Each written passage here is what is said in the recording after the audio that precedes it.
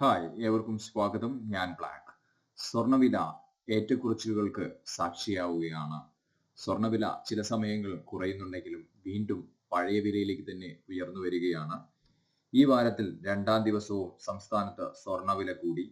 പവന് 64,280 രൂപയും ഗ്രാമിന് 8,035 രൂപയുമാണ് ഇന്നത്തെ വില.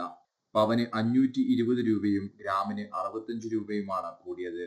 2 ദിവസം കൊണ്ട് സ്വർണത്തിന് 760 രൂപയും വർധനവ് രേഖപ്പെടുത്തി. ഇന്ന് പവന് 63,760 രൂപയും ഗ്രാമിന് 7,970 രൂപയുമായിരുന്നു വില. വെള്ളിയാഴ്ച 63,920 രൂപയായിരുന്നു പവൻ വില.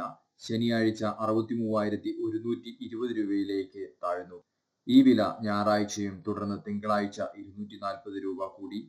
പവൻ വില 63,520 രൂപയിലെത്തി. ഫെബ്രുവരി മാസത്തിലെ ഏറ്റവും കുറഞ്ഞ വിലയായ 61,640 രൂപ ഫെബ്രുവരി 3-നും ഏറ്റവും കൂടിയ വിലയായ 64,480 രൂപ ഫെബ്രുവരി 11-നും രേഖപ്പെടുത്തി.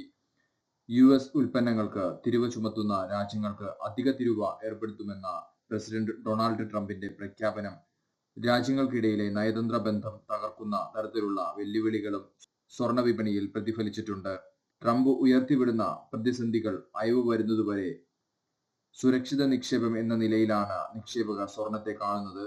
ഇന്ത്യ അടക്കമുള്ള രാജ്യങ്ങൾ വിദേശ നാണ്യ ശേഖരങ്ങളിലേക്ക് ഡോളറിന് പകരം സ്വർണം വലിയ തോതിൽ വാങ്ങിക്കൂട്ടുന്നതും ഡിമാൻഡ് വർദ്ധിക്കാൻ ഇടയായി.